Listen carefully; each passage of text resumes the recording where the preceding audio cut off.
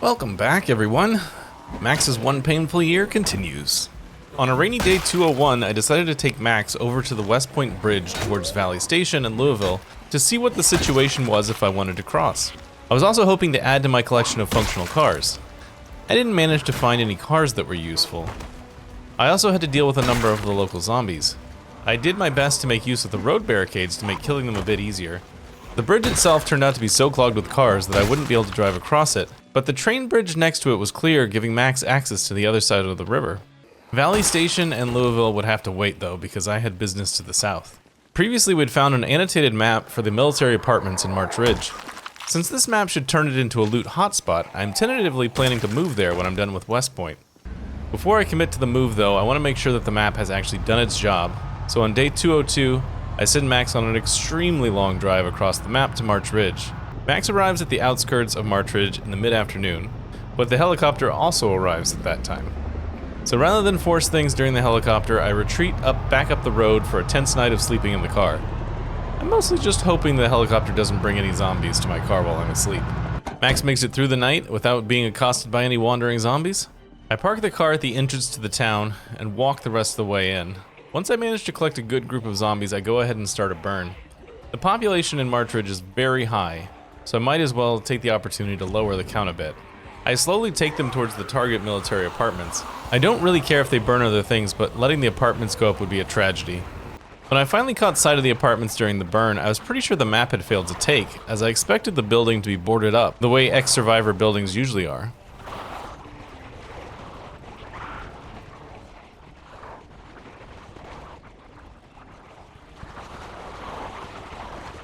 When I was finally able to make my way inside, the first couple of containers seemed to confirm that the map hadn't worked, as the loot was middling.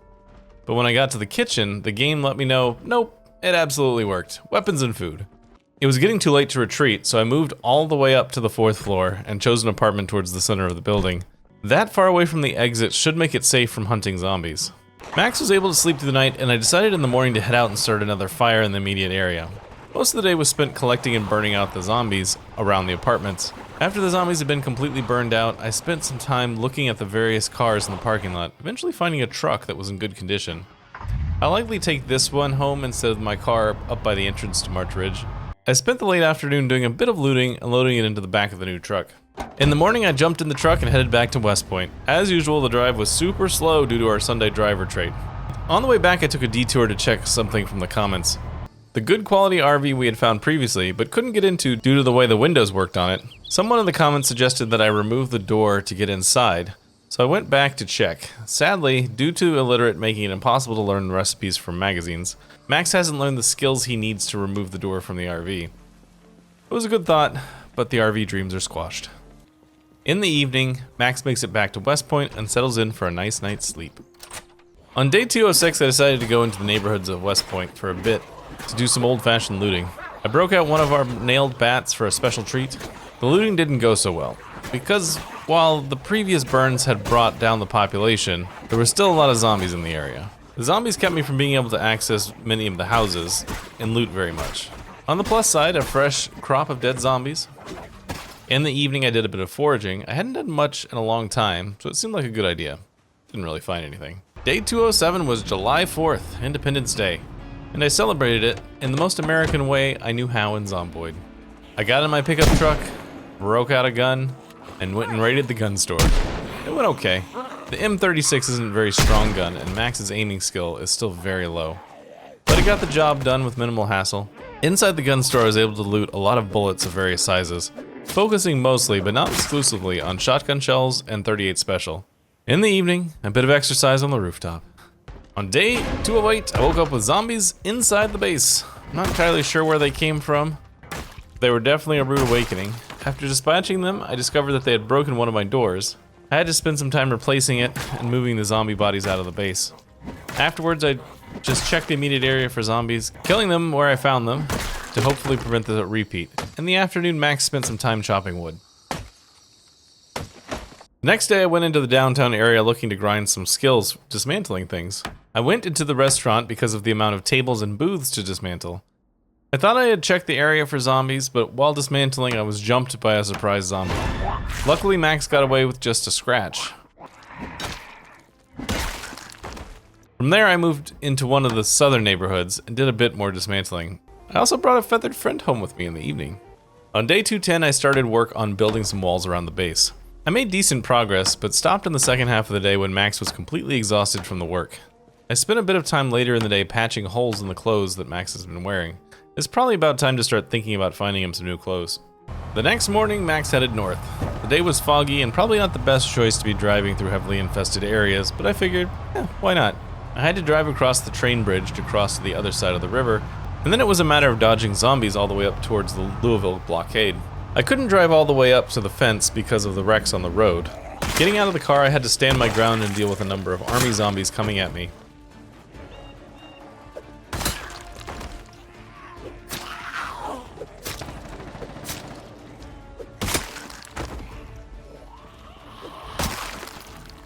As I was approaching the gate, the fog lifted, which helped me getting in. I was a little concerned about the gate being locked, but a zombie helpfully opened it for me.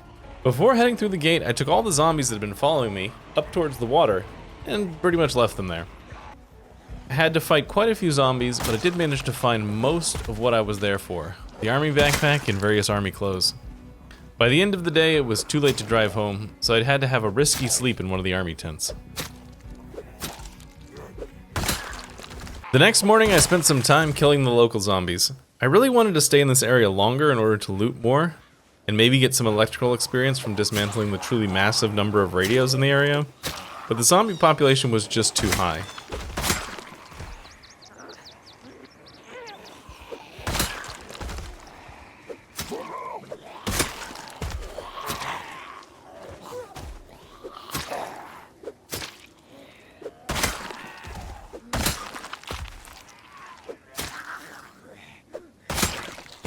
During the drive home, I stopped at the wreck of a Ranger Jeep in the middle of the road. I got lucky and found what I was hoping for, and that is a snare trap in the trunk. Due to the illiterate trait, Max hasn't been able to learn how to build any of the traps, and as a result, I can't really earn any trapping XP. I knew that the higher level of traps sometimes spawn in Ranger cars, so I was excited to finally find one. When I was crossing the railroad bridge on the way home, a bit of my classic terrible driving almost got poor Max killed. But I managed to shake the zombies and get him home in time for bed. In the morning, I spent some time upgrading one of the backpacks I had brought with me. It gave it a bit more carrying capacity and all the extra slots like we had on the green backpack. Afterwards, I wanted to make use of the new trap I found, so I harvested some mature carrots and headed up towards the gun store to set the trap. I had to fight a bunch of zombies in order to clear enough space to set and bait the trap.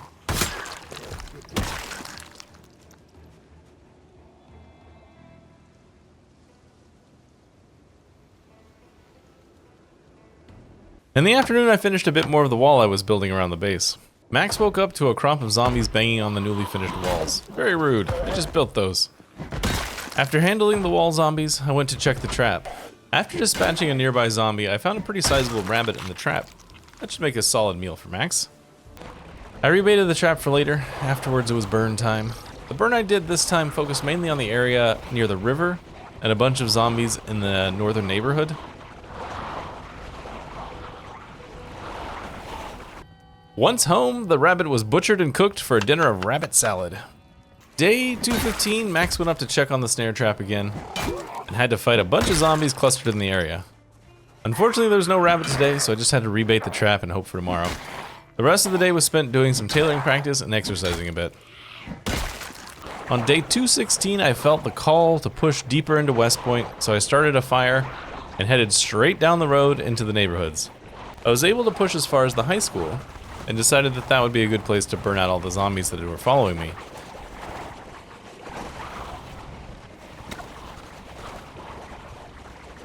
After the fire was finished, I checked the cars in the parking lot, finding a good quality van to drive home.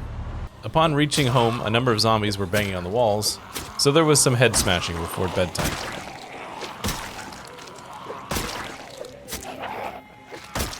Day 217 was spent killing a few zombies, working on the base walls, and at the end of the day, killing a few more zombies. The next day was fairly chill as well, mostly spent collecting rags in order to practice tailoring, and a bit more zombie killing when they wandered into my work area. The following morning, I wandered up into downtown, just looting a bit. In a hair salon, I found a bunch of hair gel and some hair dye. I think a blue mohawk might be in Max's future.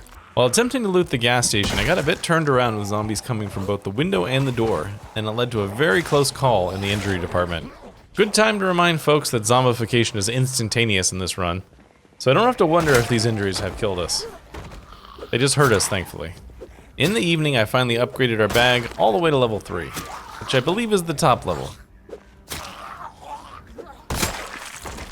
Due to the injuries from the day before, I decided to take it easy on day 220. I checked the trap for more rabbit and spent a bit of time working on the walls.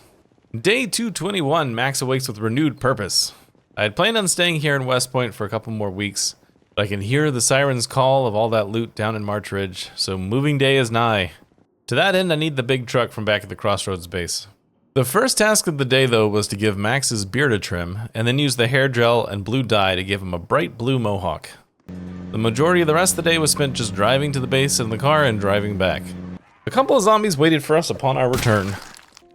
The next day is spent loading the truck. Between the trailer and the one cab seat, we have a fairly massive amount of storage. Of course, disorganized slows the moving of everything, but by the end of the day, I had the truck fully loaded. Day 223 is moving day. As we travel, the weather gets progressively rainier and rainier. I stop well short of March Ridge to sleep in what I think will be a safe place. The next day, I drove the rest of the way to March Ridge. In fact, I drove past March Ridge. I figured getting the area ready to actually move in would require at least one more burn, so in preparation I headed overland to the closest house to March Ridge. I had to clear a number of zombies out of the area, but the house would serve as a safe place to stay for the night and regroup for the March Ridge assault. I'd actually decided to stay in the house a bit longer, but in the morning I decided no time like the present and returned to the truck. I then drove the truck as far into March Ridge as I felt safe, then jumped out with my Molotov and started to burn.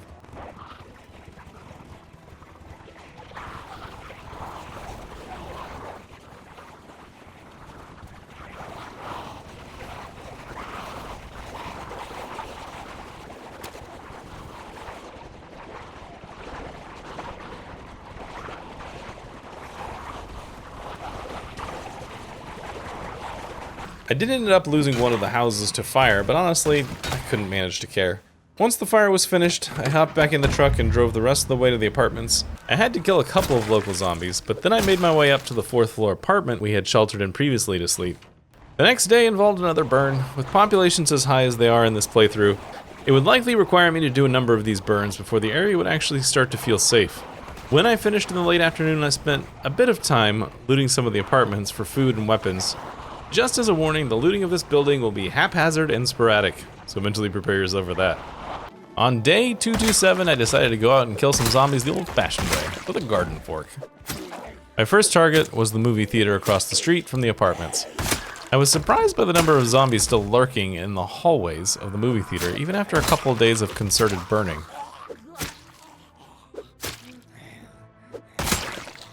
Retreating from that, I discovered one good quality car in the parking lot and moved it over closer to the door.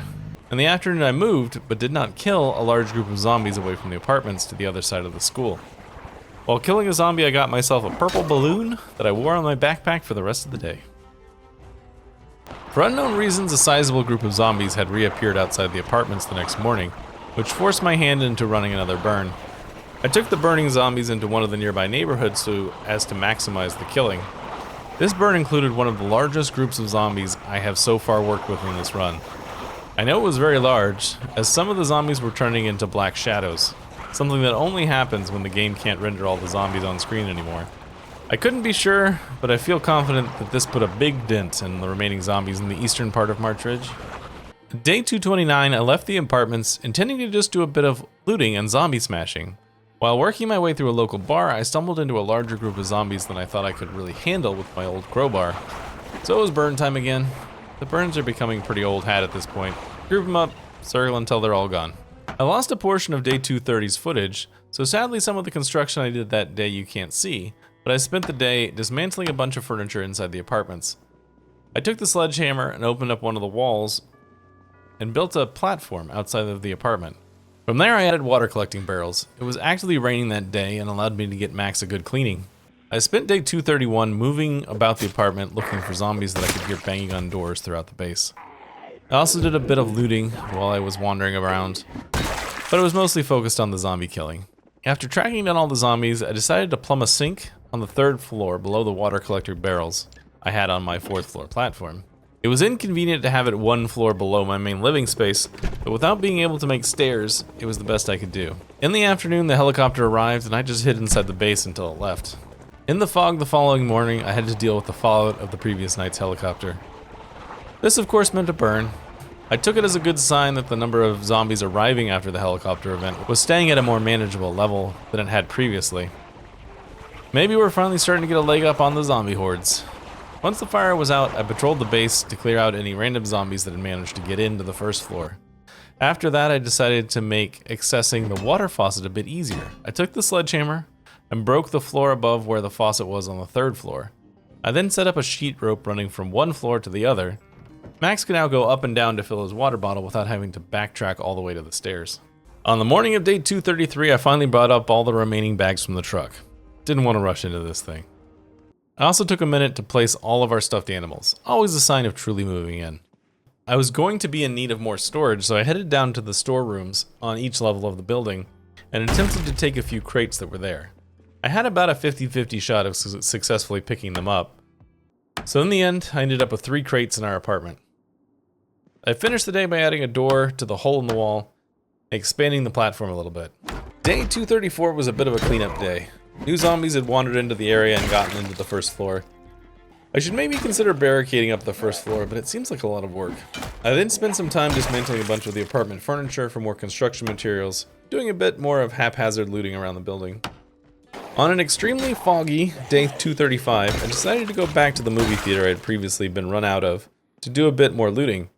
There were a few zombies to deal with, but not nearly as many as the last time I was here. Upstairs, I dismantled the projectors for a bit of electrical XP. I also discovered some metal shelves. These are useful because they hold a fair amount and have a 0% chance of breaking when moving. I decided to take one of the shelves back to our apartment for extra storage. In addition to the shelves, I also brought home a few movie posters I had to start personalizing the base a little bit. The rest of the day was spent just killing some of the local zombie population. Burns can be fun, but always nice to get your hands dirty.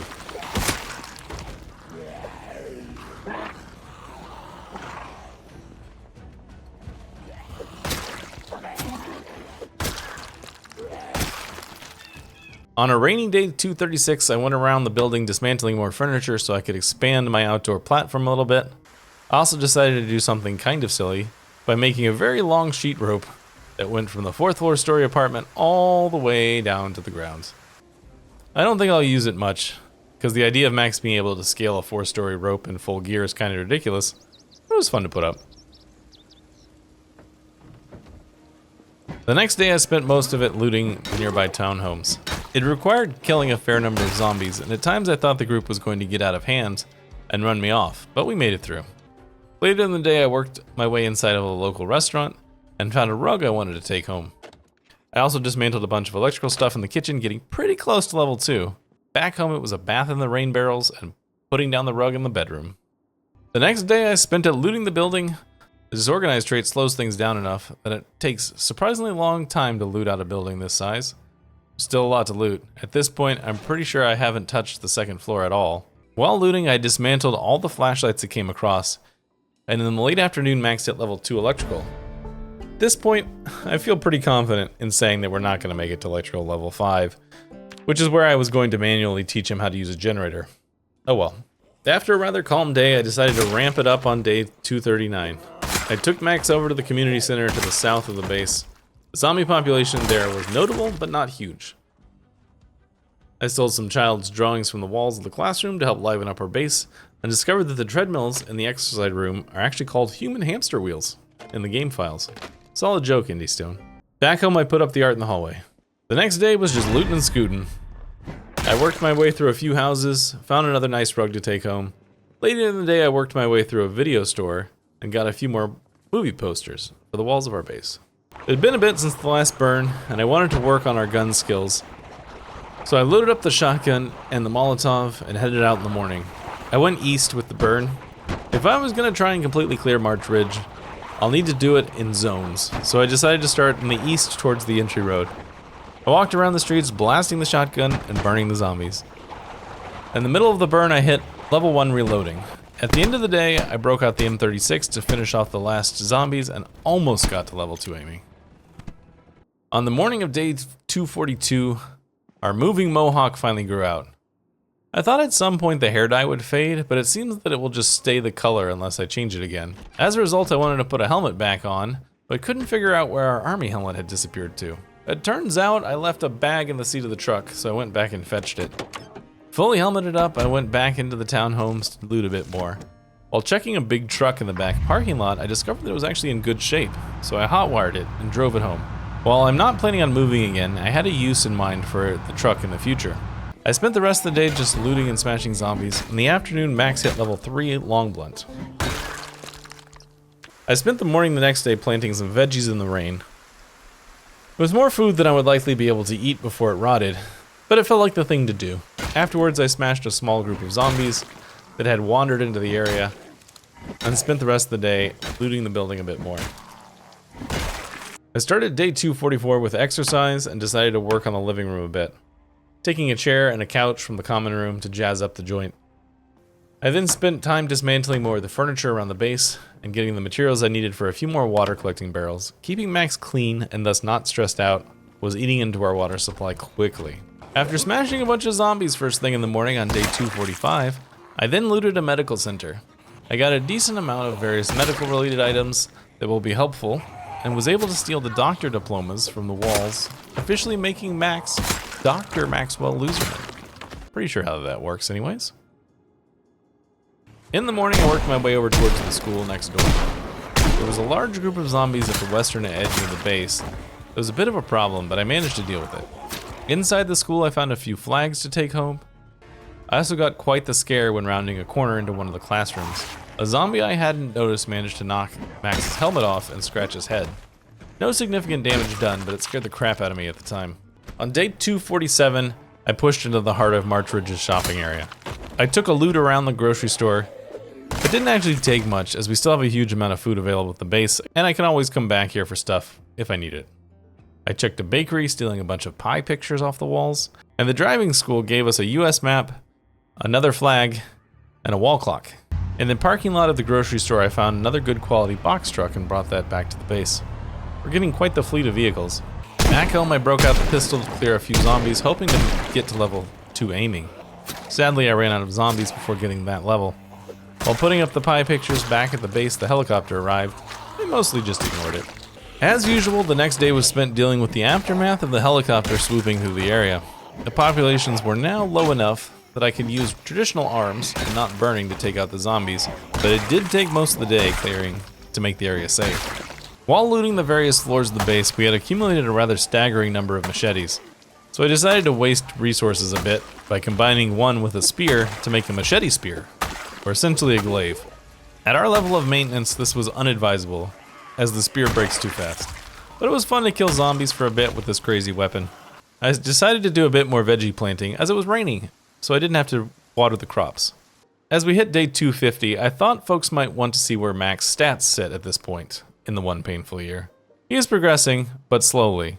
Because of all the negative traits affecting his XP gain, I could probably be hitting exercise harder, as I'm forgetting to do it most days at this point. Kills-wise, Max is up to 18,249 zombie kills, the vast majority being from fire. I decided it was a good time to give Max a bit of a haircut and managed to actually give him a bit of the Amos Burton and Expanse circa Season 5 energy. I don't hate it. In the afternoon, I decided to open up the apartment a bit by destroying walls to one of the other bedrooms. Left an ugly line on the ground, which I guess means I'll have to get new flooring for the apartment. But I think it'll make the room a lot more useful than it was previously. We are almost 2/3 of the way through Max's one painful year, and he's holding it together. I hope you enjoyed this episode, and I'll see you guys next time. Thanks so much.